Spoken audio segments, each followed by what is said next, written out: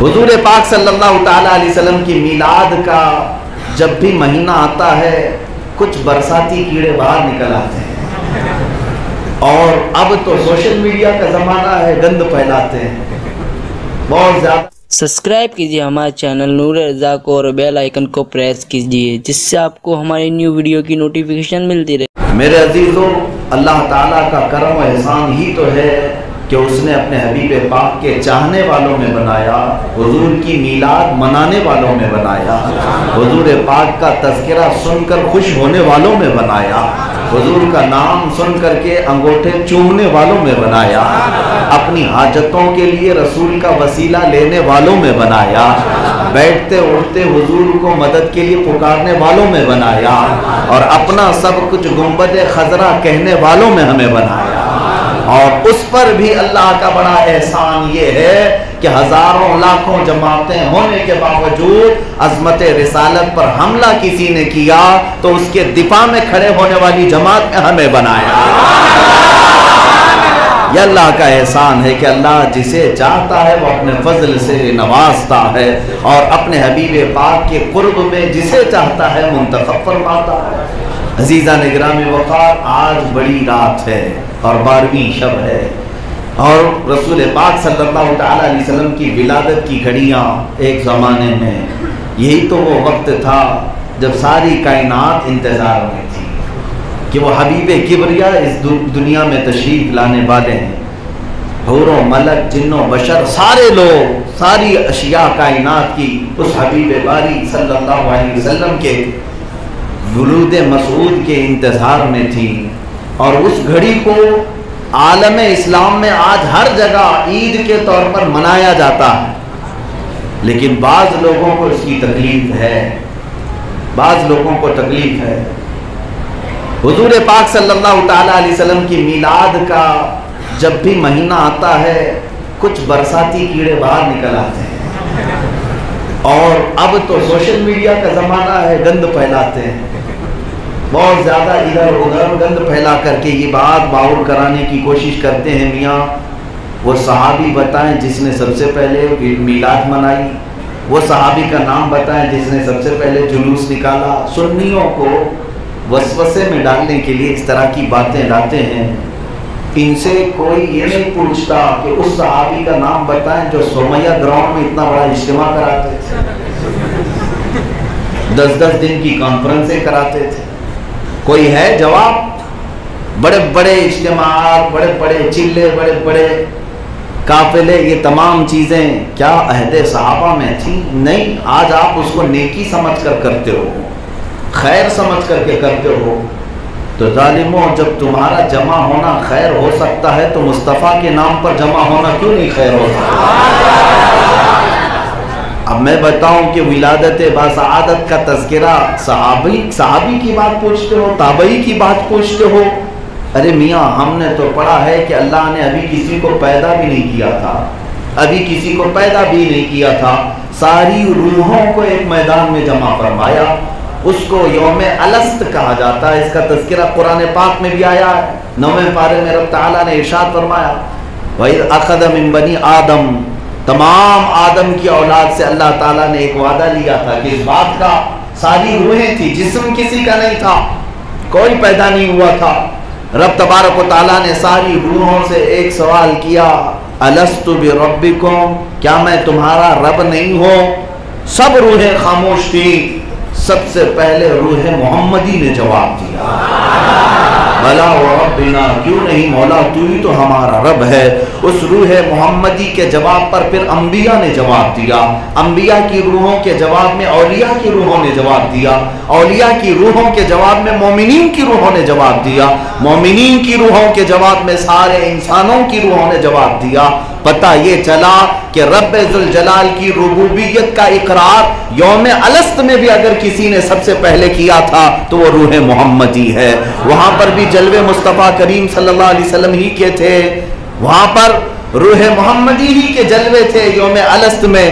اور دوسرا ایک وعدہ اللہ تعالیٰ نے اسی وقت سارے نبیوں سے لیا، سارے نبیوں سے جن کو اللہ تعالیٰ نبی بنا کر بھیجنے والا تھا، دنیا میں ابھی وہ پیدا نہیں ہوئے تھے، یہ بھی قرآن پاک میں ہے 4 پارے میں۔ وَإِذْ أَخَذَ اللَّهُ مِيثَاقَ النَّبِيِّينَ لَمَا آتَيْتُكُم مِّن كِتَابٍ وَحِكْمَةٍ ثُمَّ جَاءَكُمْ رَسُولٌ مُصَدِّقٌ لِّمَا مَعَكُمْ لَتُؤْمِنُنَّ بِهِ وَلَتَنصُرُنَّهُ۔ اللہ نے تمام نبیوں کی روحوں سے یہ وعدہ لیا، کس بات کا؟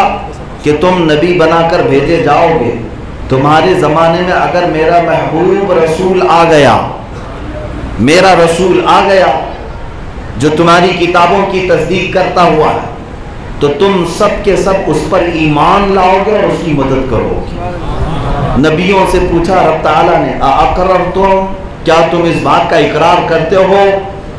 سارے نبیوں نے کہا ہاں مولا ہم اقرار کرتے ہیں، وہ نبی اگر ہماری حیات میں آ گیا تو ہم سب اس نبی پر ایمان لائیں گے اور اس نبی کی حمایت میں کھڑے ہوں گے۔ مجھے یہ بتاؤ میلاد کہتے کسے ہیں؟ رسول پاک کی محبتوں کا تذکرہ کرنا یہی تو میلاد ہے، حضور پاک کی سیرت بیان کرنا یہی تو میلاد ہے۔ ابھی کائنات میں کوئی چیز پیدا نہیں ہوئی، جب رب ذوالجلال حضور پاک کے آنے کے متعلق انبیاء سے وعدہ لے رہا ہے، نبیوں کی روحوں سے وعدہ لے رہا ہے، تو یوم الست میں بھی اسی رسول کے جلوے ہیں۔ بلکہ آپ کو میں بتاؤں اس رسول پاک صلی اللہ تعالیٰ علیہ وسلم کی میلاد پاک کے سلسلے میں ہزاروں دلیلیں ہیں، لیکن بات صرف اتنی ہے کہ دل صاف ہونا چاہیے۔ دلیل تو بہت ہے، دل اگر صاف نہ ہو تو کوئی دلیل اسے کام بھی نہیں آتی۔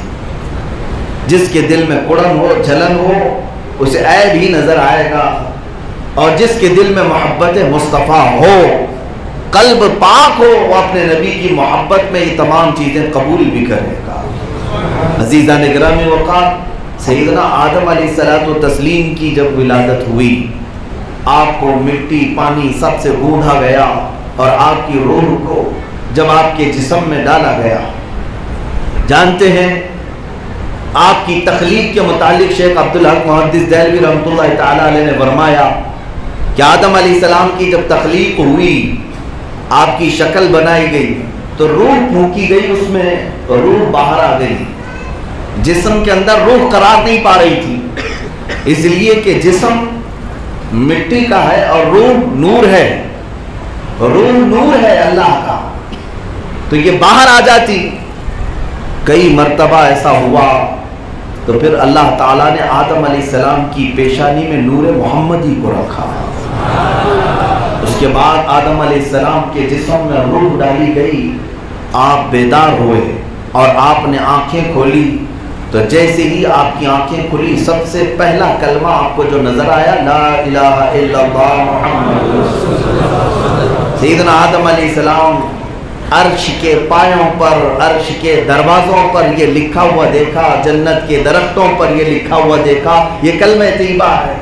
رب تبارک و تعالیٰ سے آپ نے سوال کیا کہ اے اللہ، یہ تو اپنے نام کے ساتھ ایک اور نام کس کا رکھا ہے؟ ایک اور نام کون سی شخصیت کا ہے؟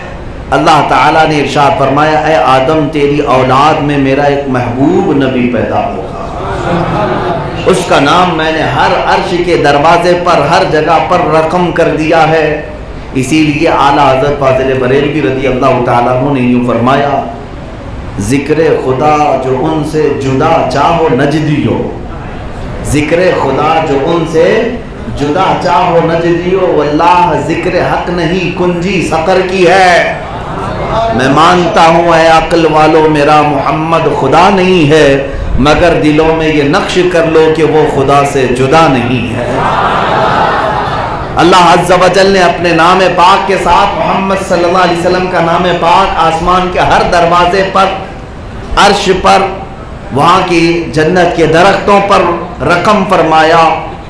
اب خود رسول پاک صلی اللہ تعالیٰ علیہ وسلم سے آپ کے نور کی تخلیق کے بارے میں بھی سوال کیا گیا، یا رسول اللہ صلی اللہ تعالیٰ علیہ وسلم، اللہ تعالیٰ نے دنیا میں سب سے پہلے کس چیز کو پیدا کیا؟ سب سے پہلے کون سی چیز بنی؟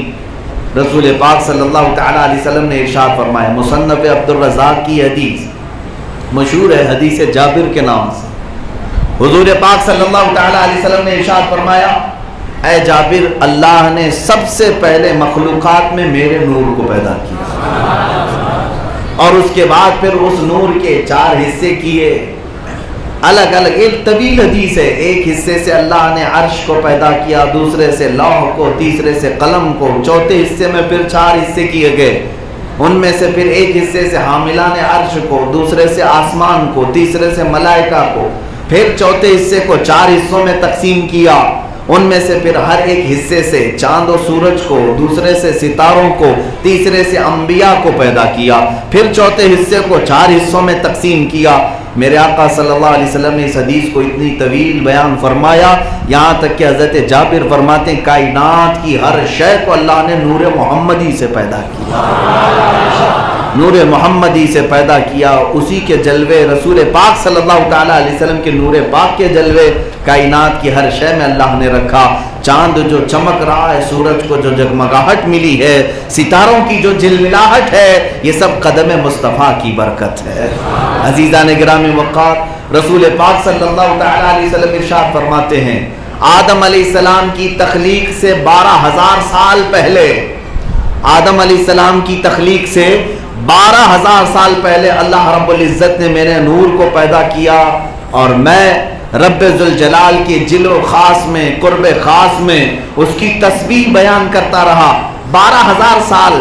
یہ سال کیسے پتہ چلیں گے, سال کیسے گنے جائیں گے؟ سال تو یہاں ہے نا, سورج ڈوبے تو ایک دن, سورج نکلے تو پھر دوسرا دن. جب سورج اور چاند تھے ہی نہیں تو سال کیسے ہو رہے تھے؟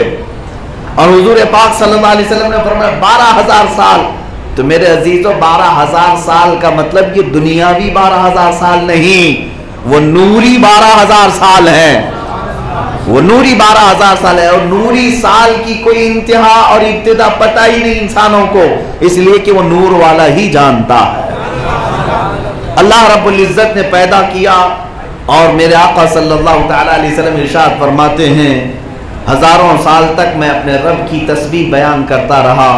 پھر رب ذوالجلال نے جب یہ ارادہ فرمایا کہ پھر کائنات کو وجود بخشا جائے, تو میرے نور کو اللہ نے حصوں میں تقسیم کیا اور پھر کائنات کی ہر شے کو پیدا کیا.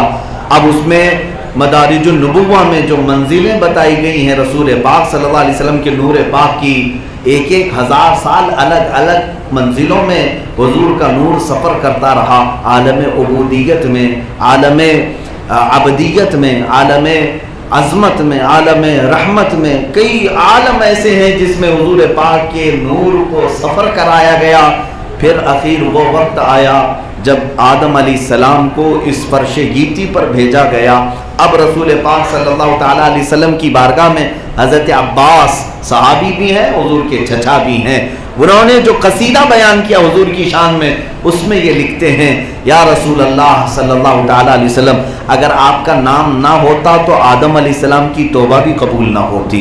اگر آپ کا نام نہ ہوتا تو نوح علیہ السلام کشتی سے کبھی باہر نہیں آ سکتے. اگر آپ کا نام نہ ہوتا تو یونس علیہ السلام مچھلی کے پیٹ سے کبھی باہر نہ آتے. اگر آپ کا نام نہ ہوتا تو ابراہیم علیہ السلام کے آگ میں جو ڈالا گیا, آگ نے جو جلنا آپ کو نہیں جلایا, وہ آپ کے نام پاک کی برکت تھی. اسماعیل علیہ السلام کی گردن پر چھری نہیں چلی, یا رسول اللہ وہ آپ کے نور پاک کی برکت تھی. اسی لیے اعلیٰ حضرت فاضل بریلوی نے فرمایا ہے خلیل اللہ کو حاجت رسول اللہ. ہر نبی کو اللہ کے رسول کی حاجت رہی. اور پھر اگر اس زمانے کا کوئی کہتا ہے کہ مجھے حاجت نہیں ہے, تو پھر شیطان نے بھی یہی کہا تھا کہ میں اللہ کو تو مانتا ہوں مگر رسول کی رسالت کو نہیں, ان کی عظمت کو نہیں. تو جو شیطان کی بھی ذریت میں ہو اسے رسول سے کیا واسطہ. ہم رسول اللہ کے, جنت رسول اللہ, ہمارا تو یہی معمول ہے, ہم رسول اللہ کے, جنت رسول اللہ کی.